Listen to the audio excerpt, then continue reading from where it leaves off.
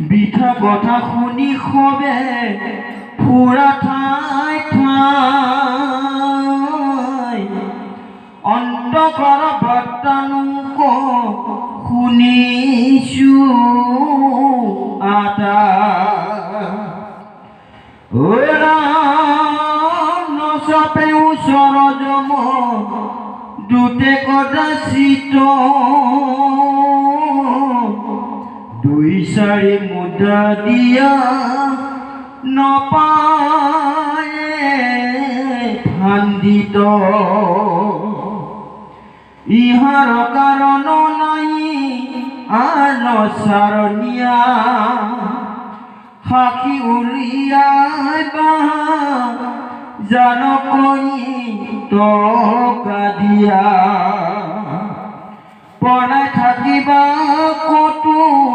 দিনা কতো ঠাই অন্তকদুদ হাত কদাপি নেৰাই হৈৰা পৰা কম কৰি যুঁজি বাকনৰ পাহাৰা শাস্ত্ৰক সম্বুদ্ধি কিয় অন্যায় কৰা জুলুকিৰ খোল যেন পৰিবা ঘুম ঘূৰে পাছ হাতে বান্ধি নিব জমটোতে ধৰে ৰত্নাকৰ মিশ্ৰই কৈছে যে ভাগৱত শুনা ব্যক্তিসকলৰ এই ইন্দ্ৰিয়বোৰৰ কাণ দুখন বোলে সাম্ফ লৈছে। কিমান গ্ৰাম্য কথা শুনিছো হিচাপ কৰকচোন। সতিয়ান দিব নোৱাৰিব মানুহৰ নিন্দাবোৰ বেয়াবোৰ সেইবোৰ শুনিয়ে যেন ভাল পাওঁ সেইবোৰতে পাপ আছে। ইয়াতে কি কৈছে যে হে নৰ নাৰীসকল যাৰ ইচ্ছা আছে ভৱতৰিতে শুনা ভাগৱত কথা কৰ্ণৰো সম্ফল হব নৌক জন্ম বৃথা। ভাগৱত যদি শুনিছে আপোনাৰ জীৱনো বৃথা হোৱা নাই, কাণ দুখন লগত লৈ পৰা একো ভুল হোৱা নাই। যদি পৰ নিন্দা শুনি আছে কাণখন লগত থাকিও ভুল কৰি আছে। বৃথা কথা শুনি হবে ফুৰা ঠাই ঠাই অন্তকৰ বাৰ্তা নক শুনিছো আটাই। যে আমি অৰ্থহীন কথাবোৰকে শুনি আছো, গম পাইছানে নাই এদিন জম আহি যাব বুলি। যিদিনা জম আহিব আপুনি যদি 500 টকীয়া বান্দিল দুটা দিলে কয় নাই মোৰ এতিয়া যাব ইচ্ছা নাই দুদিনমান দেৰিকে হ'ব নেকি কেতিয়াও নহ'ব। ন' মাৰ্চি। ইয়াত তাকে কি সুন্দৰভাৱে দিছে, মানে কোনোবাই যদি খোজ দিলে ল'ব জানে। ইয়াত লিখিছে নচাপে ওচৰ জম দুটে কদাচিত দুই চাৰি মুদ্ৰা দিয়া নপাৰিবা ফান্দিত। জমটোত অহাৰ পিছত তুমি কেইটামান পইচা দিলে মুদ্ৰা দিলে সিহঁতে কিন্তু তোমাক এৰি থৈ নাযায়, নিবই। সেইকাৰণে যদি কয় মোৰ ভুল হৈ গ'ল বেয়া নাপাব, এই 5 লাখ টকা দিলো লৈ যাওক, মই অকণ শুদ্ধ হৈ লওঁ, হ'ব নেকি চান্স দিব নেকি? নিদিয়ে। তাকে কৈছে ইহাৰ অকাৰণ নাহি আৰ চাৰণীয়া সাক্ষী উলিয়াই বাহা জাল কৰি টকা দিয়া পলাই থাকিবা কতো দিনা কতো ঠাই অন্তক দুটৰ হাত কদাপি নেৰে কতো ৰক্ষা নাপায়। এচি ৰুমত কোনো সোমাব নোৱাৰা জেগাত তলা বন্ধ কৰি থলেও সেইকেইটা যাব বোলে। ব্ৰহ্মলোকত যদি কোনোবাই গৈ ব্ৰহ্মাৰ ওচৰত আছে, ব্ৰহ্মা সৃষ্টিকৰ্তা, ব্ৰহ্মাৰ ধুনীয়াকে কোচতে বহি আছে, প্ৰভু মোৰ মৰিবলৈ নাই,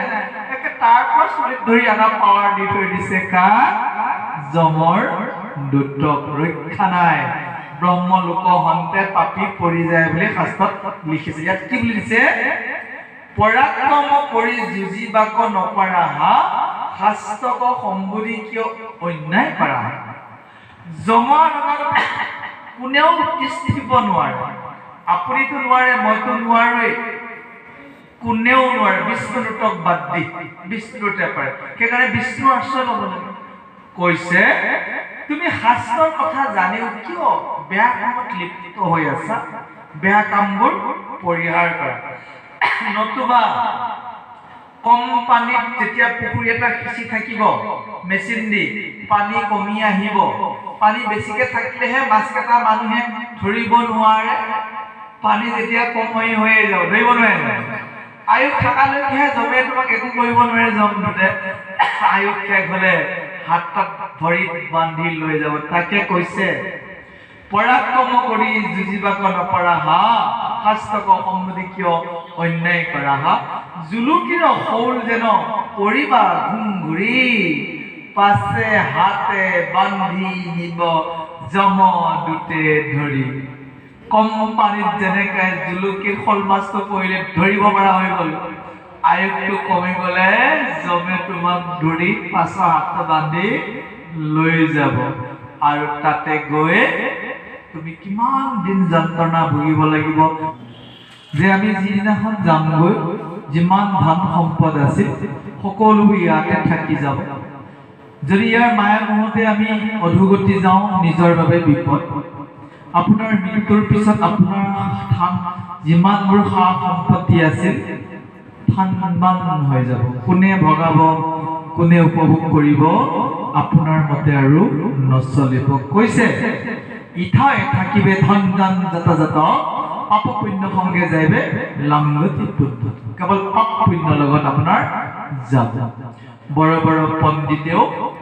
এই পৃথিৱীত মৃত্যুবৰণ কৰিছে সেইকাৰণে কোৱা হৈছে হে নৰ নাৰীসকল হৰি বিনে এই তিনি লোকত কোনেও আপোনাক ৰক্ষা কৰিব নোৱাৰে হৰি বিনে ৰাখন্তা নাহিকে তিনি লোকে বিচাৰি নাপায় যাবে নিদিবাহা মুখে ৰত্নাকৰ নিশ্চয় কৈছে শাস্ত্ৰত চাওক হৰিৰ বাহিৰে যদি কোনোবাই ৰক্ষা কৰিব পাৰিছে মোক নিন্দা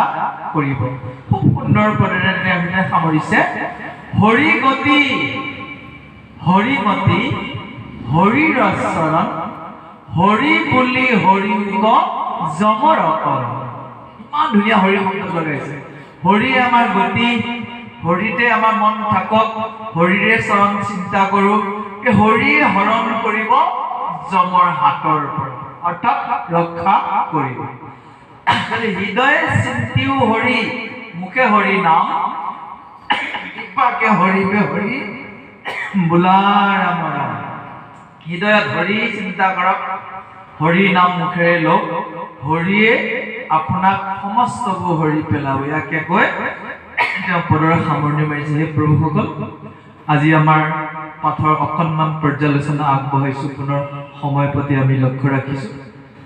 অতি সুন্দৰভাৱে নাৰদৰ বিজনীত প্ৰাচীন বঢ়িয়ে বুজি উঠি দেৰি কৰা নাই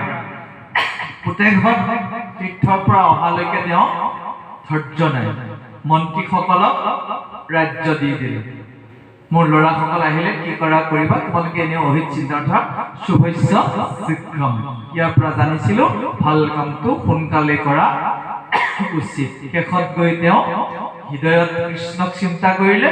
কৃষ্ণক তেওঁক দেখা দিলে কৃষ্ণই তেওঁক বৈকুণ্ঠলৈ লৈ গুচি গ'ল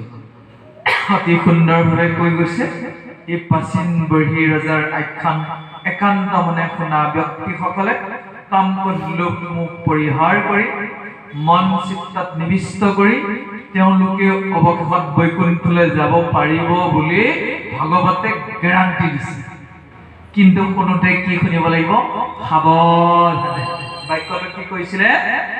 আকৌ জীৱা জনে শুনে হুইয়া সাৱধান দেহা এৰি লৈ গয়া বৈকুণ্ঠত স্থান অৱশেষত ৰত্নাকৰ নিশ্চয় উপদেশৰ মুখেৰে কৈছে যে যমদূতক খুচখাচ দি আপুনি নৰকৰ পৰা ৰক্ষা নাপায় এইটো কোনো নিয়ম নাই কেৱল নিজেই নিজৰ বন্ধু হৈ বেয়াবোৰ ত্যাগ কৰি হৰি চৰণত শৰণ নতুবা পানী বেছি থাকিলেহে মাছে বহুত কিবা কিবি কৈ ধৰিব নোৱাৰে পানী কমি গ'লে জুলুকিত যেতিয়া পৰিব শ'ল মাছ ধৰিব পৰাৰ নিচিনা আয়ুস কমিলে যমদূতে নি আপোনাক শাস্তি দিব সেইকাৰণে কৈছে ত্ৰিলৈলোক্যত হৰি বিনে ৰাখন্তা নাহি তিনি লোকে বিচাৰি নাপায় যাবা নিদিবাহে মুখে অৱশেষত হৰি চৰণ চিন্তি কৰিবলৈ হৰি নাম লৈ তৰি যাবলৈ তেওঁ আমাক উপদেশ দিছে এইখিনি আমাৰ আজিৰ খণ্ড অহা খণ্ডত পাম দেউতাকেতো ৰাজ্যখন মন্ত্ৰীসকলক দিটো গুচিয়ে গ'ল বৈকুণ্ঠলৈ এতিয়াও পুতেকখন অহাই নাই লগ পাব বিষ্ণুক তপস্যা কৰা জাগাত বিষ্ণুৱে বৰ দিব তাৰ পিছতহে আহিব সেইখিনি কথা আমি অহা খণ্ডত পাম হে সাধুগুৰু আই মাতৃখন উপনিষদৰ সৰ্বশ্ৰেষ্ঠ প্ৰাৰ্থনাৰে আজিৰ আমাৰ প্ৰবচন সামৰিছোঁ সৰ্বে ভৱন্তু সুখিনঃ সৰ্বে সন্তু নিৰাময়াঃ সর্বে ভদ্রাণি পশ্যন্তু মা কশ্চিৎ দুঃখভাবে ভবেৎ ওম শান্তি শান্তি শান্তি জয় কৃষ্ণর জয় জয় ভাগবতর জয় জয় ভাগবত প্রেমীর জয় জয় কৃষ্ণ